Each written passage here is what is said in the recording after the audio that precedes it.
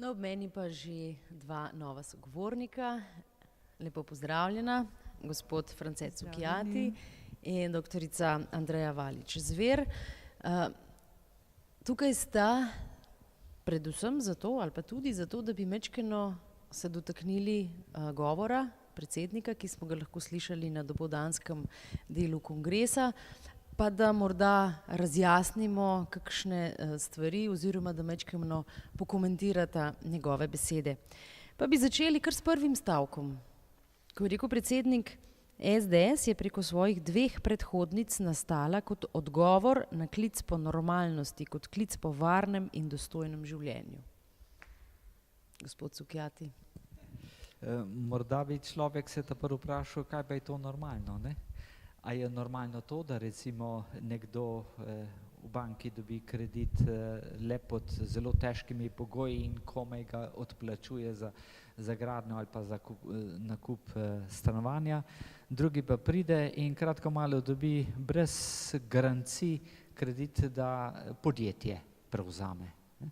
Ali je to normalno, da recimo nekdo pri javnem razpisu da najnižjo ceno ali pa najboljše pogoje, izbran je pa nekdo drug, ki sicer napiše še nižje pogoje, še nižje, potem pa za aneksom se mu trikrat poveča dohodek. Namreč v naši politiki v Sloveniji je toliko nenormalnosti, imenujem nenormalnosti, da je velika želja, da bi pravzaprav postali ena normalna demokratična družba, kjer smo vsi med sabo pač ljudje in ne volkovi in kjer ne gre za izločanje iz družbenih tokov, ne samo iz javnih razpisov ali iz kadrovanja, da ne gre za izločanje ljudi, ki nimajo sorodstvenih zvez ali političnih zvez ali niso drugače kupili svoje položaje na drug način.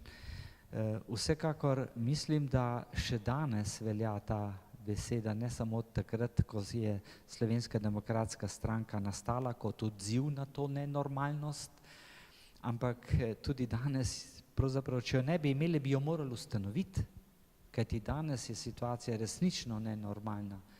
Morda celo bolj kot takrat, ali pa se bolj zavedamo te nenormalnosti, kot smo se jo takrat.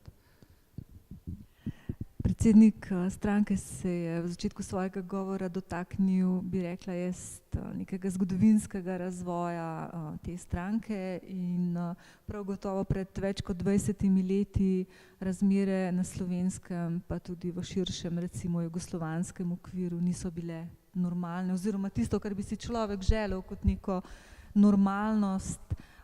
Kot zgodovinarka se večkrat vračam v te čase in to so bili časi, ne samo, da smo bili mlajši, kar je v redu, ne, in se zato z nostalgijo oziramo v preteklost, ampak recimo oktobra 1989 časopis Dnevnik poroča o 11 000% inflaciji.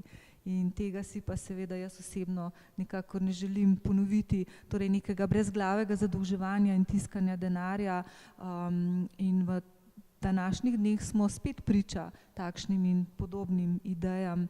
Pa potem seveda kriza, ki je bila v takratni jugoslovanski skupnosti tako politična kot socialna, nacionalna kriza, primanjkovanja osnovnih življenjskih dobrin, mamice se spomnimo recimo, da ni bilo kakšnih pampers pleničk, ampak niti banan, niti pomaranč. To so vse stvari, ki so nas pravzaprav kot ljudi, kot vredne vsega človeškega dostojanstva vsakodnevno poniževale. Kraja Slovenije se ni začela pred 20 leti, kot to danes kričijo plačani advokati prvih tatov, ampak sredi prejšnjega stoletja z oblikovanjem totalitarnega komunističnega režima, ki je ljudem ukradel normalno življenje, mnogim neposredno in dokončno. No, ne vem, a pričakujete, da bom kar jaz prvi, dame imajo prednost, ampak no, glede kraje, je res, da je to navadna, da to ne drži, da se je pred 20 leti, ampak davno prej, jaz bi takole rekel, že leta 1945 se je začela kraja, ne, vse se je podržavilo, pravzaprav lastnike so likvidirali in tako dalje. To je bila prva kraja. Potem druga kraja je bila kraja svobode, ne. Ukradli so pravzaprav ljudem svobodo, sistem je šel v smeri tega, da je pravzaprav vse pobral, potem pa dajal, ne. In s tem seveda režim naredi ljudi odvisne od državne pomoči, ne. To se pravi ukraditi svobodo, svoje osebno dostojanstvo in tako dalje, ne. Ko enkrat pobereš ljudem vse premoženje, potem jih narediš odvisne, se jim potem dodeljuješ, jasno, kolikor ostane seveda od tistega, kar tisti glavni pravzaprav zakulisni mogoci še spustijo iz rok.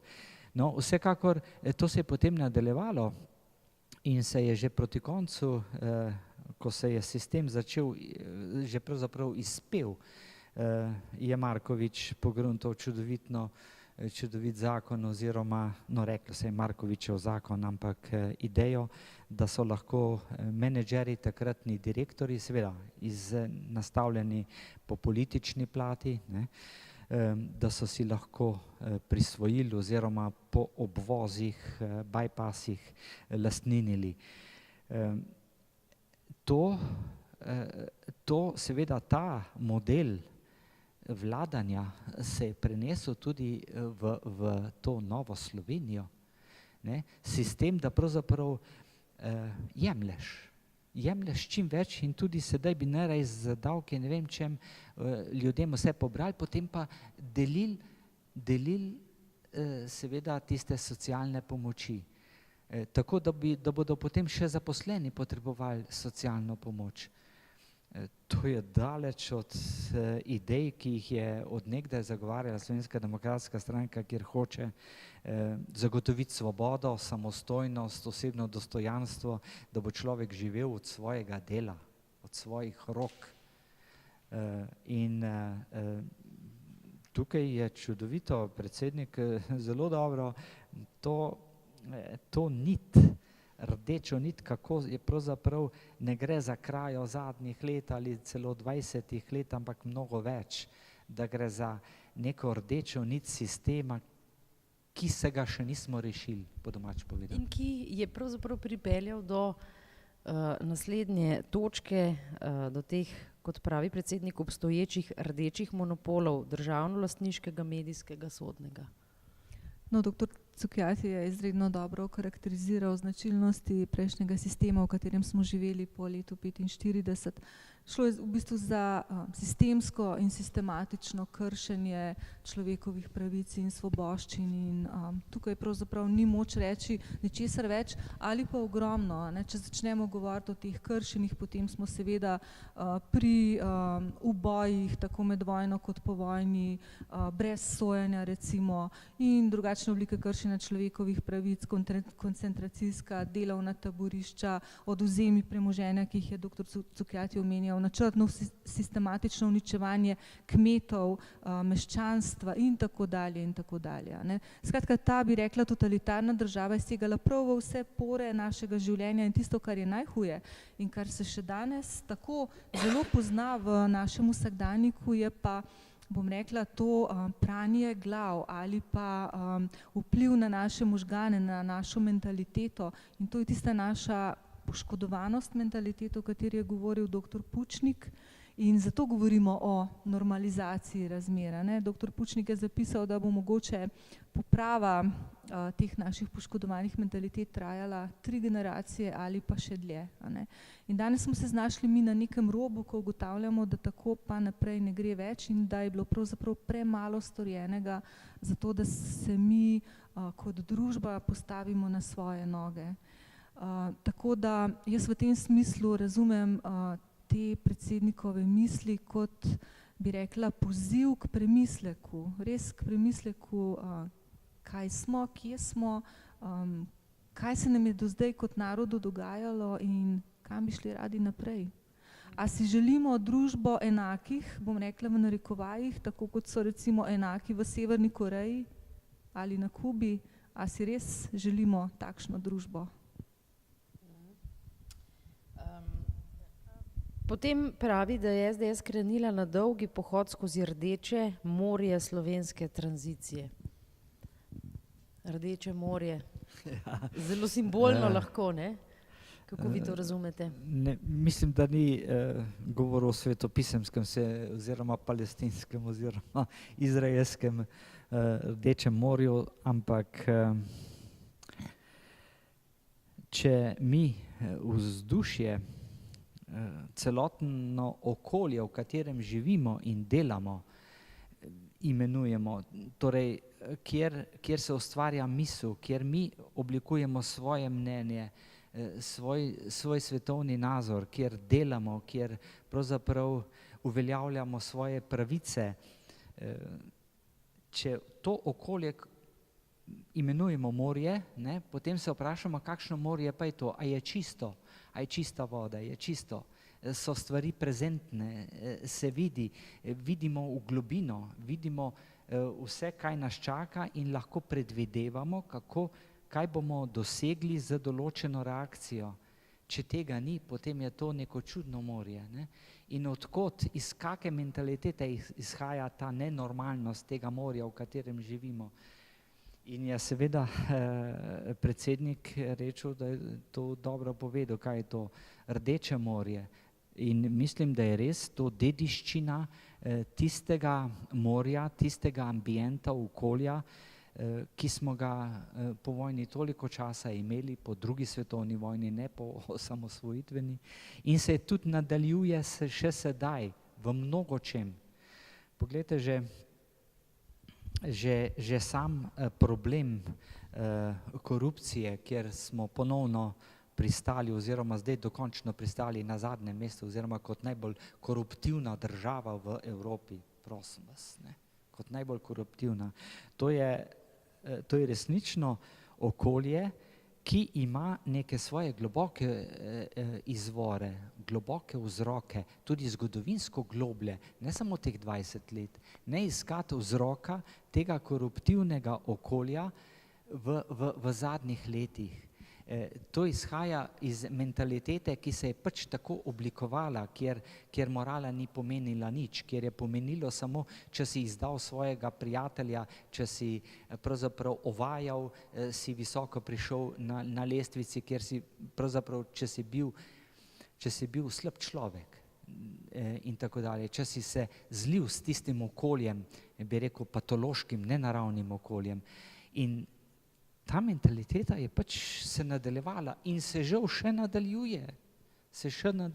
In to je ta problem, ki ga danes marsikdo reče, da je pravzaprav ta kriza, ne gre samo za gospodarsko in finančno krizo, ampak za moralno krizo. Morda bi tukaj dodala samo eno misel, da sem pred nekaj dnevi na Twitterju zasledila podatek, da je neka pač ameriška raziskava pokazala, da je največ korupcije na področju nekdanje Sovjetske zveze na tistih področjih, kjer je bilo največ komunistov. Kar seveda potrjuje vaša razmišljanja. Rdeče morje. Rdeče morje, gospa, in mi se bomo še otepali tega Rdečega morja. Mislite, da še ni prišla da nismo prišli do te točke preobrata ali pa do neke točke osveščenosti ljudi, vendarle prihajajo vedno mlajše generacije. Še ni čas? Morda misel iz predsednikovega govora, mene se je dotaknilo tisti stavek, ko je dejal, da je dr. Pučnik uspel skozi parlamentarno proceduro spraviti tisto določilo, ki prepoveduje trajni mandat sodnikom, ki so sodelovali, ki so bili sodelavci prejšnjega režima. To je ena sama, bi rekla, en košček te edine lustracije, ki smo jo mi imeli, torej nekega očiščenja. In to je pravzaprav unikum med vsemi ostalimi komunističnimi državami, ki so imele vsaj eno obliko nekega javnega očiščenja, torej tisti ljudje, ki so bili funkcionarji v prejšnjem režimu, naj vsaj nekaj časa ne bi sodelovali zdaj v tem novem sistemu in mislim, da je tudi to pomagalo k temu, da so vendarle prostori drugje pa rahlo drugačni. Že če greste na Poljsko ali pa kam drugam, na Madžarsko ali te druge države, recimo Baltske, Litvo, Latvijo, Estonijo, nekatere od teh so celo prepovedale totalitarne simbole, kot je bila rdeča zvezda. No, ampak vendar se je 2 desetletji, torej naslednji 2 desetletji, se ravno zaradi pravilne ocene stanja in težiščnih dogajanj njen vpliv samo krepil, vpliv stranke SDS seveda, ne glede na vse. No, zagotovo saj nekaj je vendarle se zgodilo, ne po osamosvojitvi, vsaj knjige so, časopisi so še vedno tako, ne, o vsebini in pa uredniški politiki odločajo očitno lastniki, ampak vendarle splet je prosto dostopen, tam se da marsikaj videti, slišati to, kar drugi zamolčijo, tudi kakšne knjige se dobi. Vse premika, zagotovo, sej drugače bi pa človek obupal, no vsezadnje, no.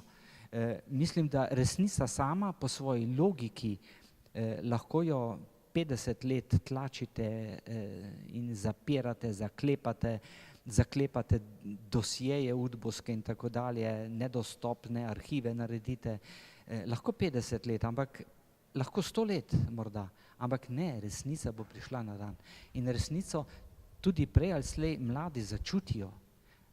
In vsa ta vstajniška gibanja, ki so bila, vse si jih želijo nekateri polastniniti, ne?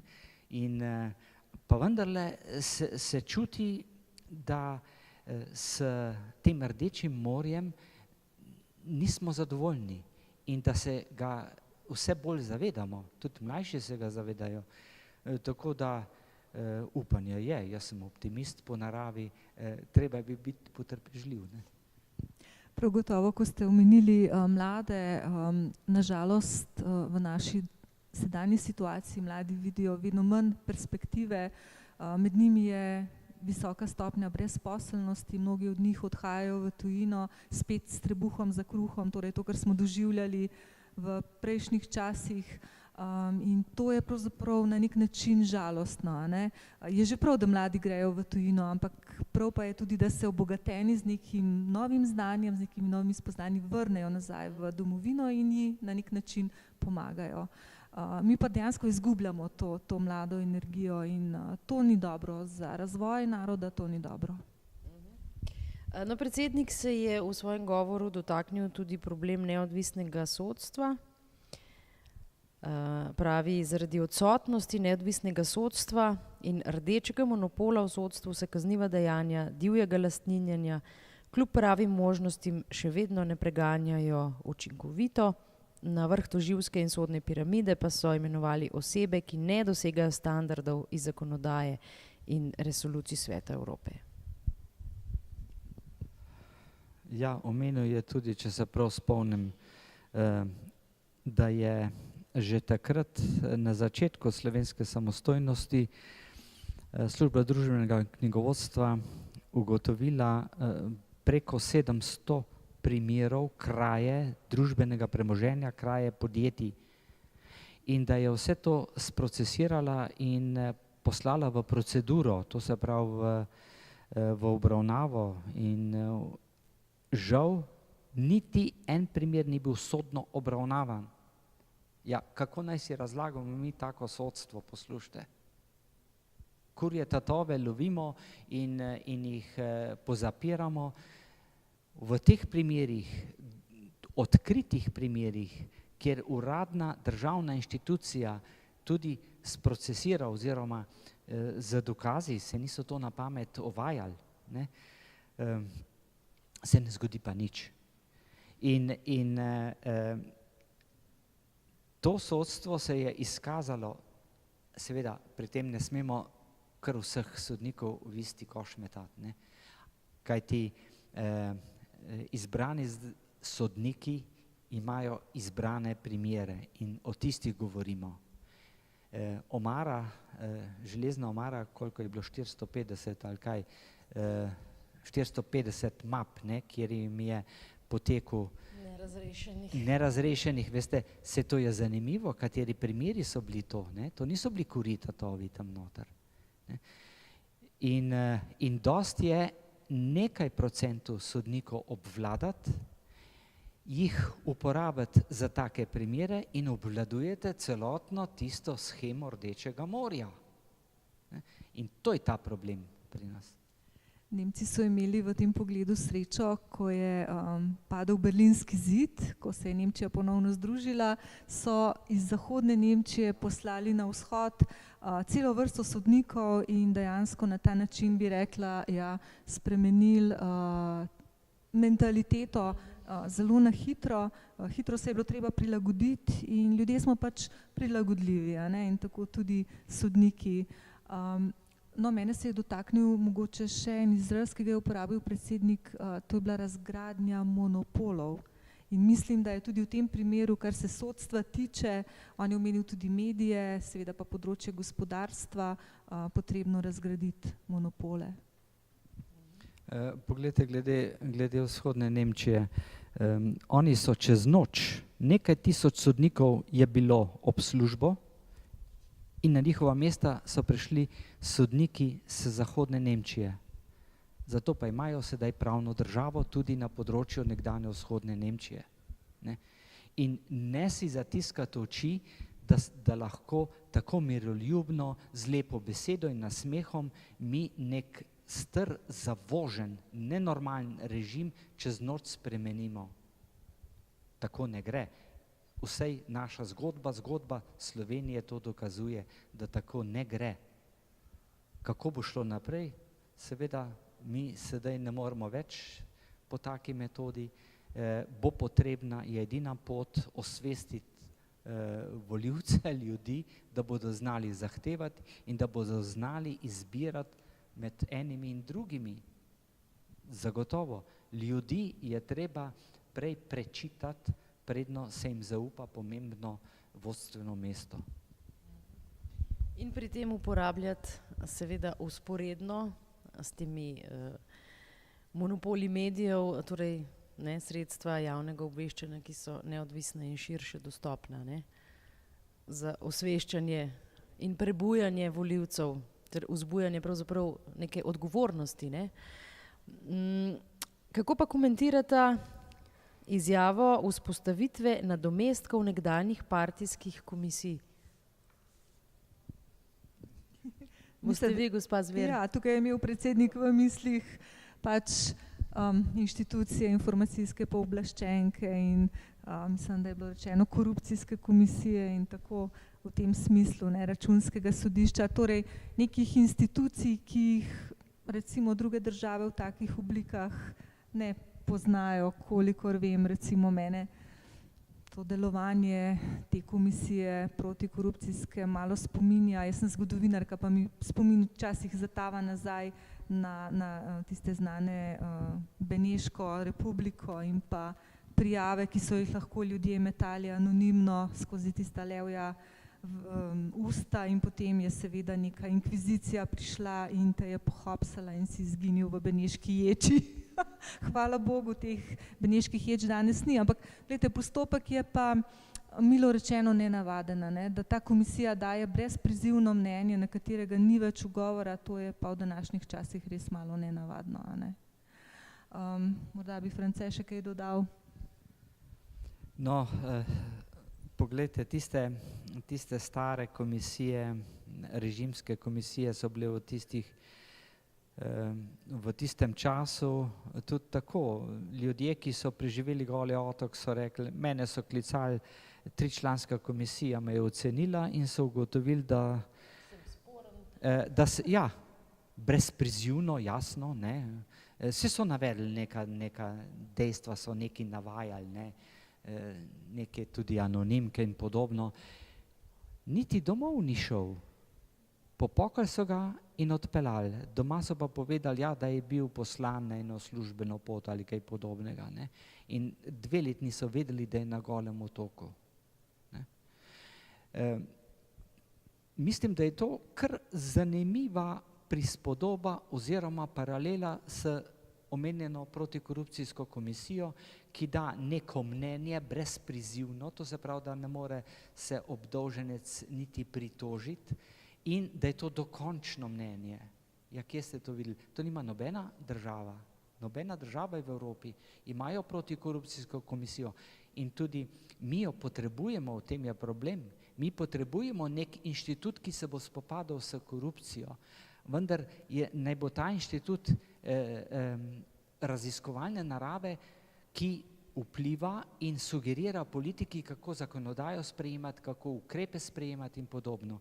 Tisti, ki naj bi pa posameznega lumpa lovili, je pa policija, so pa kriminalisti, moramo imeti pa, če drugega ne, računsko sodišče, to se pravi kriminaliste, ki bodo ugotovili in to sprocesirali, tako kot se spodobi v neki pravni državi. In potem dal obsojenca, če se ugotovi, dal za zapahe.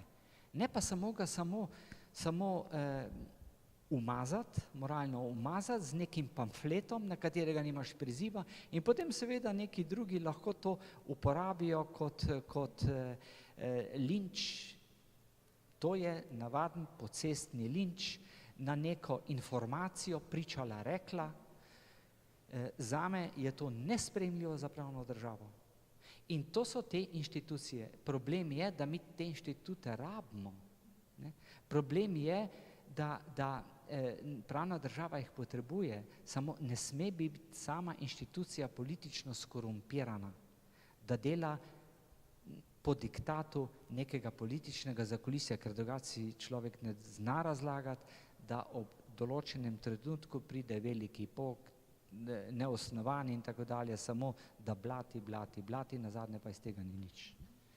Morda samo še to dodam, da imam veliko stikov z kolegi iz, bom rekla, držav, ki so bile nekdaj za železno zaveso in povsod so problemi s takšnimi in podobnimi institucijami, o katerih smo zdaj govorili in Evropa že razmišlja o tem, da bi bilo pametno morda razmišljati v prihodnosti o nekem morda skupnem evropskem tožilstvu ali neki, bom rekla, skupni evropski policiji, preiskovalnih organih, torej nekih, bom rekla, skupnih organih, ki bi segali čez meje posameznih držav. Zato, ker to ni samo problem Slovenije, ampak je tudi problem drugih držav.